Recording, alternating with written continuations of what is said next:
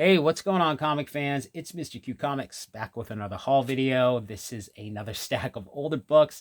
It's a bunch of stuff I got a while back, again, that I just never got around to showing off. Got to be at least a few months old. So it's the two local shops I frequent the most.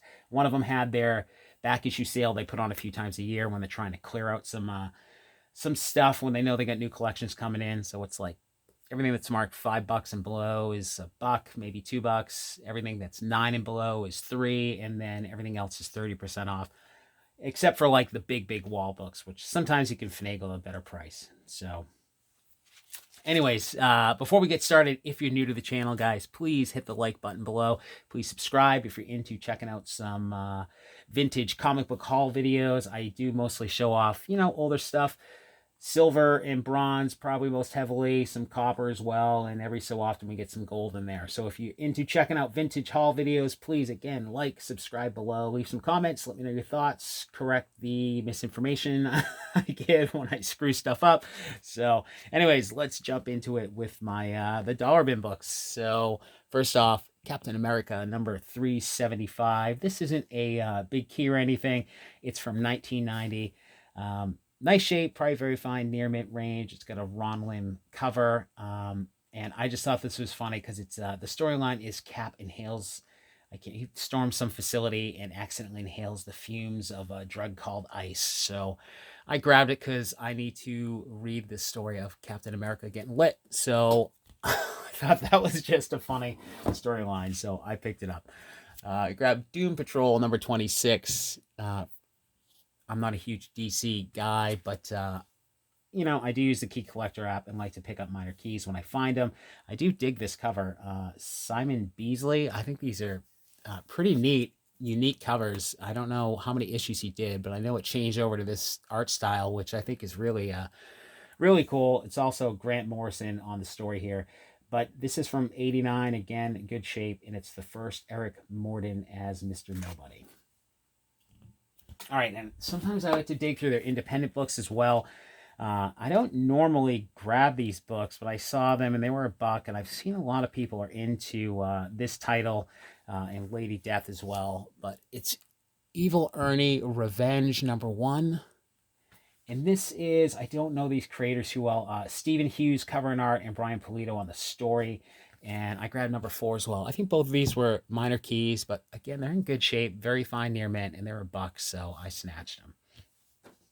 All right, final book I got for a buck from 1986. It is The Thing, number 35. And I see people selling this for 15, 20 bucks sometimes. I guess it's the first Miss Marvel Sharon Ventura. It's Paul Neary cover and art and a Mike Carlin story. I don't know much. I don't even really remember that character, honestly, when I was a kid reading these books in this time frame. So I grabbed it. It was a buck. And I've seen, like I said, I've seen it for more than that, and I never understood why. But all right, so everything else here from this shop was, I think, $3.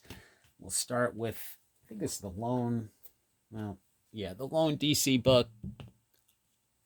Other than that, Doom Patrol, Detective Comics, number 518. I just thought this was an awesome cover. It's in really great shape. Jim Aparo, I'm not sure how to say his name, on the cover. Don Newton art, Jerry Conway story. And that is from 1982. I dig the Deadshot cover there. I think that's awesome. And of course, got to get my ASM fix in. We got 209, which I think I was missing for my run. This is the first appearance of Calypso. Pretty good shape, very fine range from 1980. And this is Alan Weiss cover and art and Denny O'Neil story. I have this one in really nice shape, but I couldn't resist this. Any of these Hobgoblin, 1980 stories. I loved the Hobgoblin as a kid. He was, when I came in and reading comics, this was kind of probably a few years after this, but Hobgoblin was huge. He had to be the biggest villain going on at the time. So I love any of the Hobgoblin stuff. And this is John Romita Jr. on the cover and art, Roger Stern on the story from 1983. And this one's in really good shape as well. Very fine near mint. And the final one I grabbed, which I had been missing for a while, I just could never find it at the price I wanted to pay. Again, these are all minor keys. $2.53. which is the first appearance of Richard Fisk as the Rose. And this was definitely a villain I remember when I was reading heavily as a kid in the 80s. The Rose was in all of those storylines. It was, the gang war series, all of that. So, and this is, I think this is Rick Leonardi on the cover and art, and Tom DeFalco, excuse me, on the story. So that is it for the ASM books. Happy to have that. And then I went digging through the X-Men books, and these are all duplicates for me. But again, I was just, when they have the sale, I just go through and try and find the, the best deals there. So these are all kind of duplicated, minor keys, nothing major, but cool books to have. From 1981, we've got issue 148, which is the first appearance of Caliban. And this is Dave Cockrum on the cover and art, Chris Claremont story. Probably very fine range. This is very fine as well. 161, which is the origin of Magneto. I'm assuming that's a retelling from 1982. Again, it's Dave Cockrum on the cover and art and a Chris Claremont story. We got 169, which is the first appearance of Callisto and the first team appearance of the Morlocks. That's Paul Smith on the cover and art and Chris Claremont story. 183. This one's probably a little bit better shape. Very fine near mint from 84. First Black Queen. John Romita Jr. on the cover and art. Chris Claremont story. This one I love. 193. It is the first appearance of Firestar in regular continuity. That was just, I always loved Firestar from the Spider-Man and His Amazing Friends. I loved that cartoon as a kid. So had to snag this. I think it's also, I'm forgetting, James Proudstar, the first time he puts on the Thunderbird costume, maybe. I'm probably screwing that up. Someone will correct me if I'm wrong. I can't remember, but I mainly know it is the first Firestar in regular continuity. From 85, again, John Romita Jr., cover and art, Chris Claremont on the story. And get those out of the way. All right, last couple. We got Uncanny X-Men number 200, which is Magneto takes over as headmaster of Xavier's Institute. And this is just what is up with the Magneto's 80s costume. That thing is horrible. I was looking at this, going through it when I was putting this video together. That costume is got to be one of the worst costumes, in my opinion, of any of these Marvel villains. I mean, the gloves midway up the arms, like what is that? Oh God, that's so terrible. Anyways, this is again John Romita Jr. Cover and art, and the final one, number 241. This is, I think it's the origin of Madeline Pryor as the Goblin Queen, and this is an awesome Mark Silvestri cover and art, Chris Claremont on the story. I love Silvestri's art from this time period. Again, this is when I was reading. Silvestri was one of the artists that I loved in that time frame. Jim Lee, Tom McFarlane, the top two. He was probably, I won't say a close third, but he was up there. I think I was mainly seeing his art in the Wolverine Volume 2 run at the time, which was one of the books I was pulling as a kid when me and my buddy would ride our 10 speeds across town in the summer. It was every 2 weeks the books came out, so you go get your pull list, and that was definitely on there. So loved his art, still love it. Again, I love it from this time period. I know he's done some more modern stuff, but love the Mark Silvestri X-Men and Wolverine books. Okay, so that is it for the, is that it for the $3 books? No, maybe this one was $3 as well. This is a nice little minor key. Bad shape, probably VG range. It's got a bad spine roll. Daredevil 181, Frank Miller. From 1982, Death of Elektra. Yeah, for $3. I've paid way more than that for this, but it's in rough shape, so. Bad spine roll.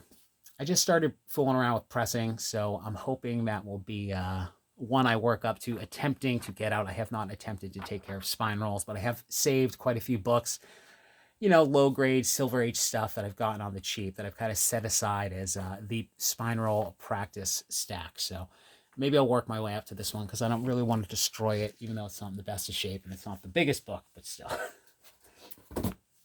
Okay, so now into the last couple I got from them.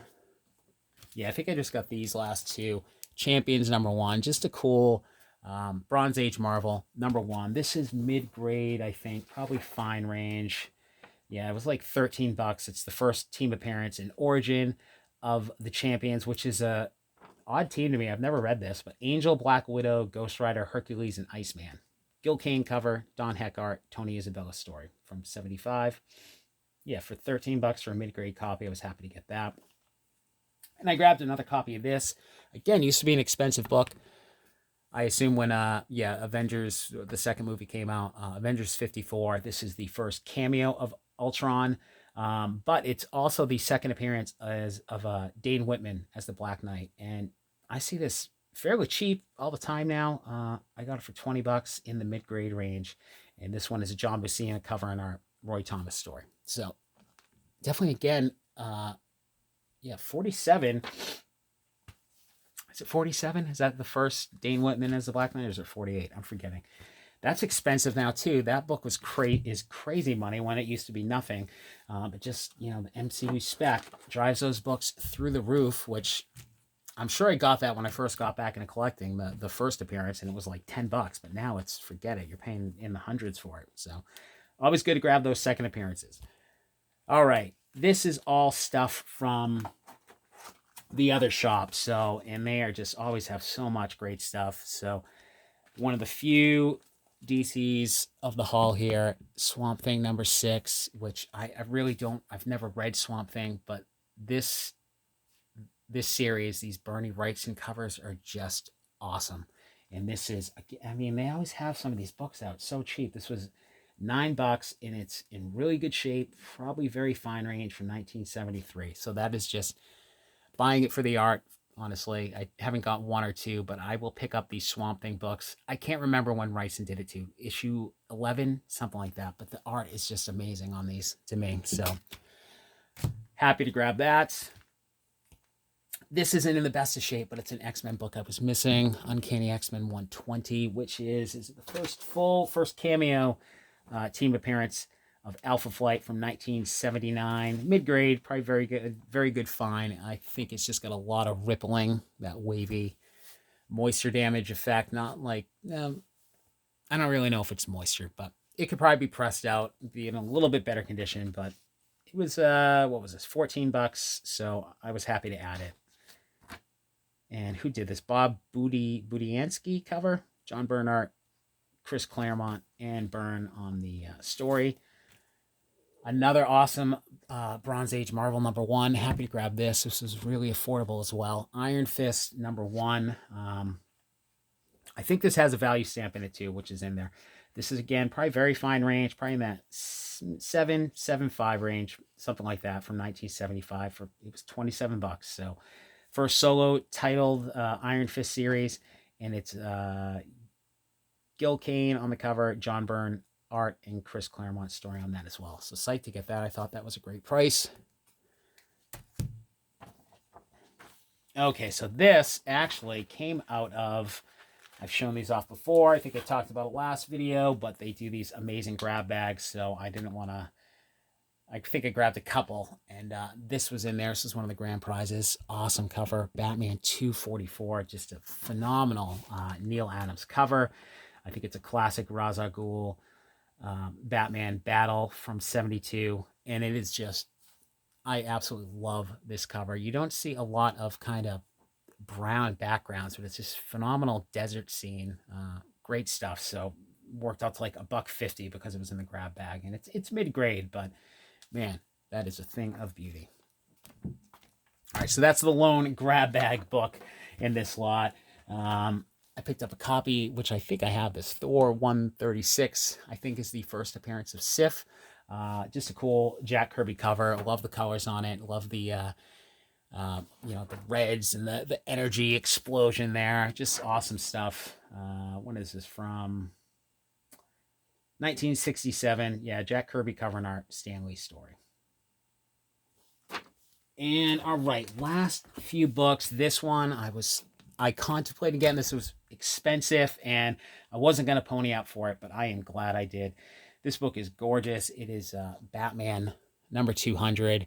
This is Neal Adams' first work on the series, and it's in beautiful condition. So it's Neal Adams on just the cover, Chick Stone art, and Mike Friedrich's story. Did I write that down right? Yeah, I'm losing my place on my notes here. But that's right. And it's, yeah, really good shape. Probably very fine range. And this was $60, which I didn't think was too bad. I always get a deal out of these guys. They always treat me really well with pricing. So I hemmed and hawed because of the price, and I'm just glad I picked it up because I've seen it go for, probably that price or more in worse conditions. So I was psyched to grab it. It's an absolutely beautiful book. Love it. Okay. Last stack here. This was all a lot. They were putting out a bunch of, they were sorting through lots that they do these buy it now lots on eBay where they'll put together a couple of keys like related to the Hobgoblin, like you get a 238 and 239, or they'll put out the Wolverine miniseries, or they had like a Submariner lot, which I'm kicking myself for not grabbing. Someone snatched it immediately. It was like Submariner 1 through 20 or something. It was like $250 and included number 1, and I just didn't want to spend that price at the time, and I walked out knowing it was stupid to leave it. It was like gone within a couple days. They had like a run of the Demon 1 through 10 through like for $50 or something crazy. So I snagged this lot. So it is a Hulk annual lot. We'll start with number 2. I'll tell you the price at the end. These are all in good shape. It's probably fine, very fine. It's from 1969. Origin Retold. Herb Trimpe cover, Kirby and Ditko art, and Stanley Stories. We got number 3 as well. 3 is from 71. Again, Herb Trimpe cover, Jack Kirby art, and Stanley Stories. We've got number 5, skips over king size special number 4, but number 5 is from 76. This is the second appearance of Groot in an original story. Again, Jack Kirby cover, Sal Buscema art, Claremont and Len Wein stories. We've got number 6, which is the from 1977 first appearance of Paragon. Again, Herb Trimpe cover and art, David Anthony Kraft and Len Wein stories. And finally, the big one, the reason I got the lot, I have never had this book, and I am psyched to get it. This is got to be one of my favorite comic book covers. It is absolutely gorgeous. Incredible Hulk King Size Special number 1.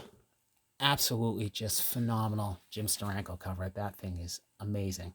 The colors are gorgeous. Just everything about it. It's going to be one of my absolutely favorite comic book covers. And that entire lot was $100. So I couldn't leave that behind. That's probably the lowest grade of the lot, but still, it's mid-grade. Again, I can't say enough about that cover. It's just absolutely awesome. So that is the haul, guys. I hope you enjoyed it. If you did, please, again, like, subscribe down below, hit the notifications, leave some comments, let me know what you think, and I will see you guys all soon.